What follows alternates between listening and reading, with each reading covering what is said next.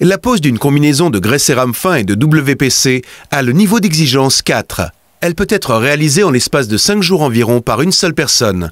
1 à 2 aides facilitent le travail. Les différents chapitres. Ce qui compte au début, c'est la planification. À cet effet, nous te montrons la réalisation de 2 surfaces de terrasse. Il faut excaver le soubassement. La protection contre le gel doit ensuite être mise en place. Ainsi, la terrasse est durablement stable. Tu réalises le pourtour avec des pierres de délimitation fermement scellées dans du béton. Nous réalisons en premier la sous-construction de grès cérame fin et nous y posons ensuite les dalles. Pour terminer, sur la deuxième surface, la sous-construction pour le WPCLA, les planches dessus. Et tu as déjà fini. Tu as besoin de pierres de délimitation, de dalles en béton, de plots de terrasse, de dalles en grès cérame fin, d'une sous-construction en WPC, de planches en WPC.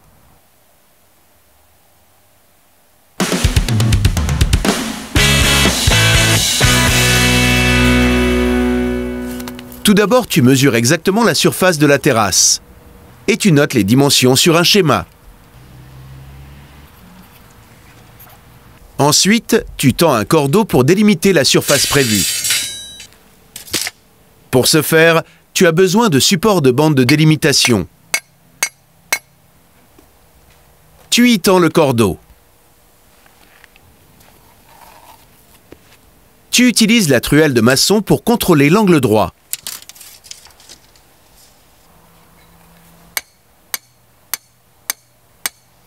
Tu mesures la longueur exacte et tu la marques avec de la bande en crêpe.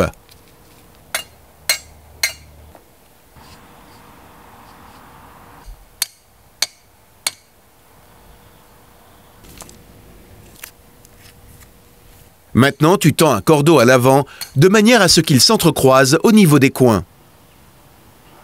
Tu dois à présent préparer la zone ainsi délimitée par les cordeaux. Jette un coup d'œil sur la configuration de ta terrasse. En tant que soubassement, au moins 20 cm de gravillon ou d'un autre matériau de protection contre le gel, des pierres de délimitation, 4 cm de gravier à surface étirée lisse, une toison de paillage et des dalles pour terrasse. Y sont posés d'un côté les plots pour terrasse, puis les dalles en grès cérame fin. Sur l'autre surface, des plots pour terrasse, la sous-construction et les planches en WPC. En plus des hauteurs, 6 cm de déclivité viennent de nouveau s'y ajouter, mais nous y reviendrons par la suite. Si tu additionnes tout cela en prenant l'exemple d'une terrasse en WPC, tu obtiens la hauteur totale. Dans notre exemple, ce sont 47 cm. L'écart de la maison jusqu'au sol est de 31 cm. Tu vas donc devoir maintenant excaver le sol de 16 cm. Le mieux, c'est que tu te fasses un schéma pour que tu aies ensuite toujours toutes les données à portée de la main.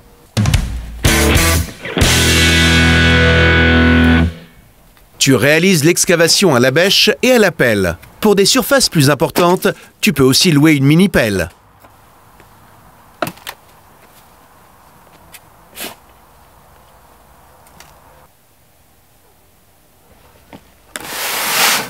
Le gravillon, c'est ta protection contre le gel. À cet effet, il existe d'autres matériaux, du gravillon recyclé par exemple.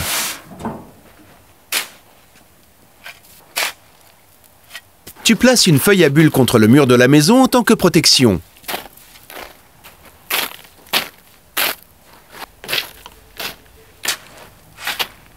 Tu répands le gravillon couche par couche. Tu dois toujours de nouveau les compacter.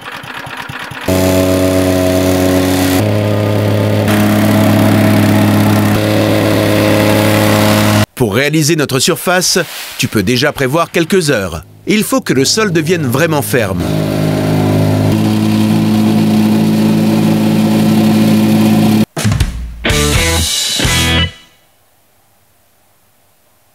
Maintenant, tu notes la hauteur prévue de ta terrasse. Avec la règle de maçon, tu reportes ensuite la ligne. Le cordeau, tu le fixes exactement à cette hauteur.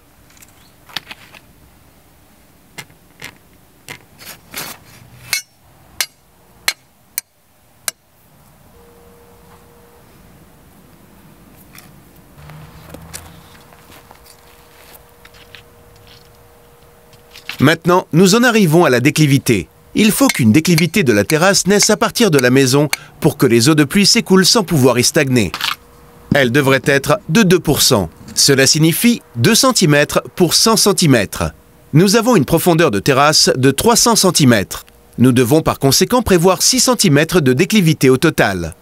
Pousse par conséquent le cordeau vers l'avant de 6 cm vers le bas. Maintenant, il est là juste où les pierres de délimitation doivent s'aligner. Si tu dois raccourcir une pierre, place-la aussitôt en tant que première pierre avec son bord de coupe dirigé vers le mur de la maison. Lors de la coupe, n'oublie pas de porter des lunettes de protection et une protection auditive.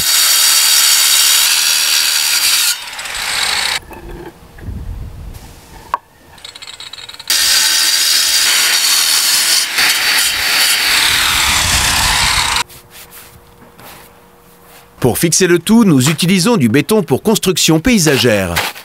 Mélange-le en te conformant aux indications sur l'emballage.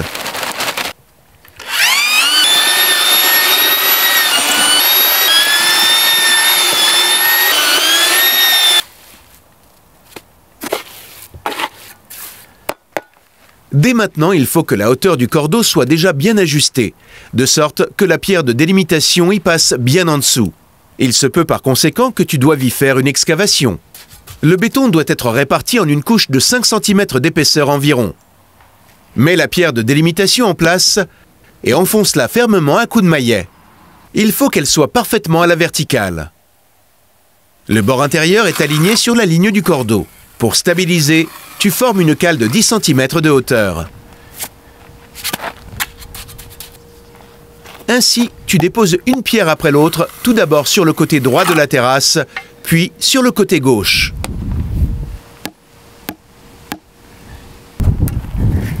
Finalement, c'est au tour de la ranger avant. Il faut que le béton ait pris de part en part pendant un jour avant d'y répandre la terre. Ainsi, le gazon va pouvoir se remettre à croître par la suite.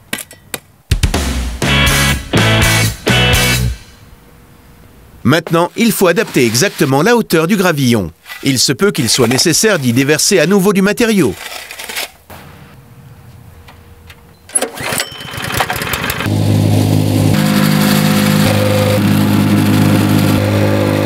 Pour mesurer de nouveau, tends un cordeau au-dessus du bord de pierre de délimitation.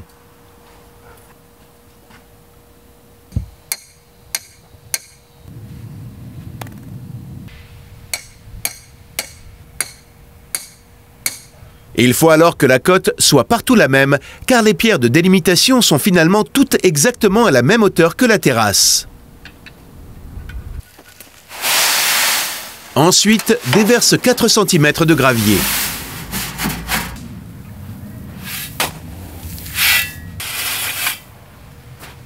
Étire-le en te servant de 2 profilés en T. Ils ne se déforment pas et sont rectilignes à 100%. Il faut que tu alignes exactement les profilés. Ensuite, tu étires le gravier jusqu'à ce qu'il soit bien plane. Enlève maintenant les profilés d'étirage, remplis soigneusement les vides et continue jusqu'à ce que le gravier ait été étiré sur la totalité de la surface. Pour protéger contre les mauvaises herbes, il ne te reste plus qu'à y dérouler une toison de paillage. Chaque bande de toison doit chevaucher de 10 cm l'une sur l'autre.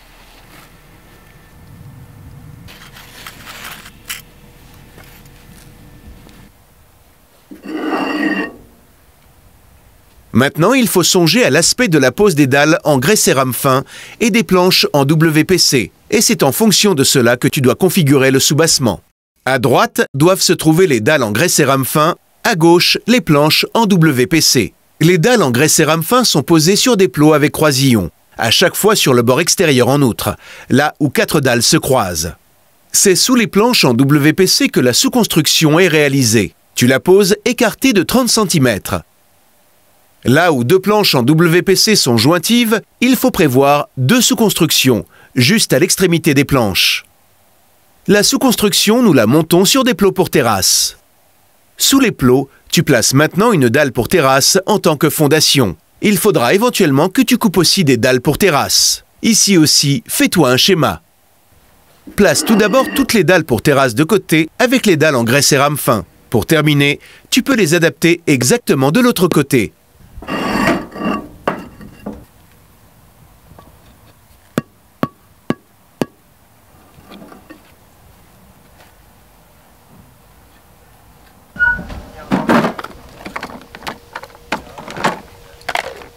Les plots pour terrasse ont un croisillon. Tu romps 2 écarteurs. Sur les coins, tu romps tous les 4. Ensuite, tu adaptes la hauteur des plots. À la fin, les dalles en grès cérame fin doivent être à la même hauteur que les pierres de délimitation. Cheville-les avec au moins 3 vis.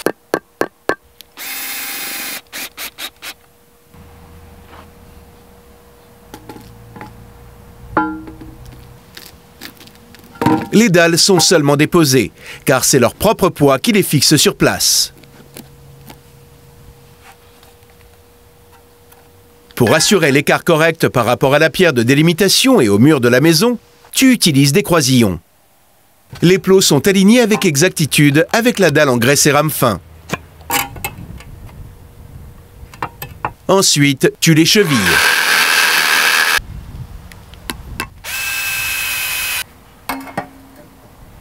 Tu devras régulièrement vérifier la hauteur. Les plots te permettent de l'ajuster.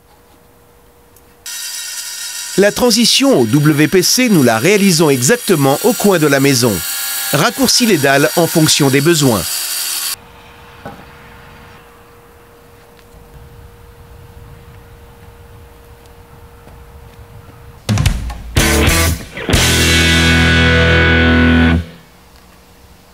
Pose maintenant les dalles pour terrasse pour la sous-construction.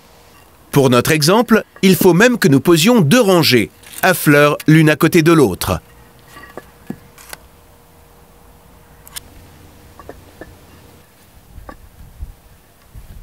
Les premiers plots, tu les places à chaque fois à l'extérieur pour la première sous-construction. Cheville-les sur les dalles pour terrasse.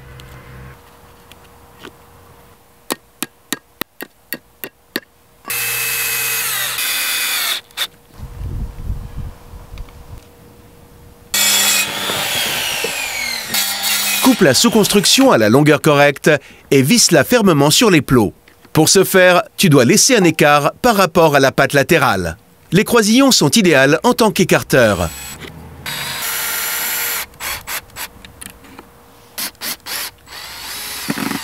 Adapte la hauteur et visse fermement d'autres plots.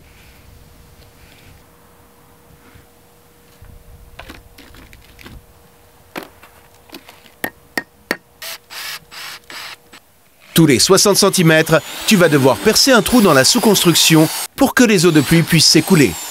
Les plots te permettent d'adapter exactement la hauteur. À cet effet, enfiche une chute de profilé de bordure, ce qui forme notre bord supérieur.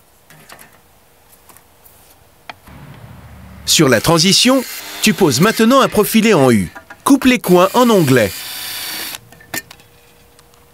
Préperce les trous avec la fraise conique.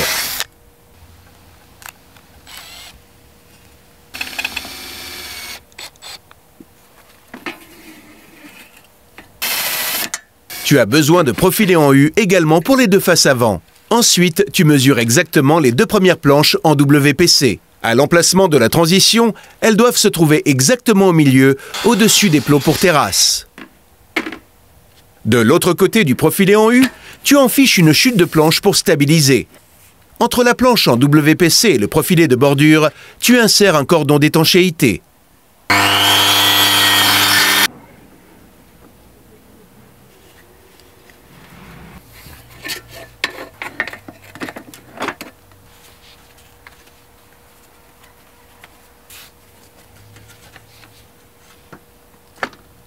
Maintenant, tu fixes les planches avec les pattes de fixation.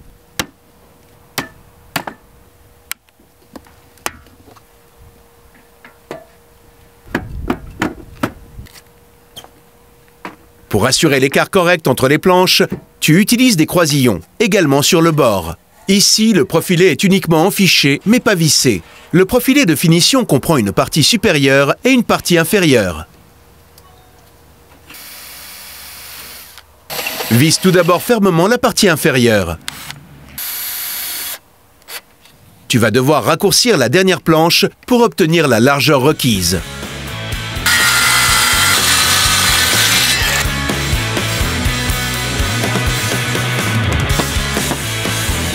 Enfiche la partie supérieure et enfonce-la fermement à coups de maillet.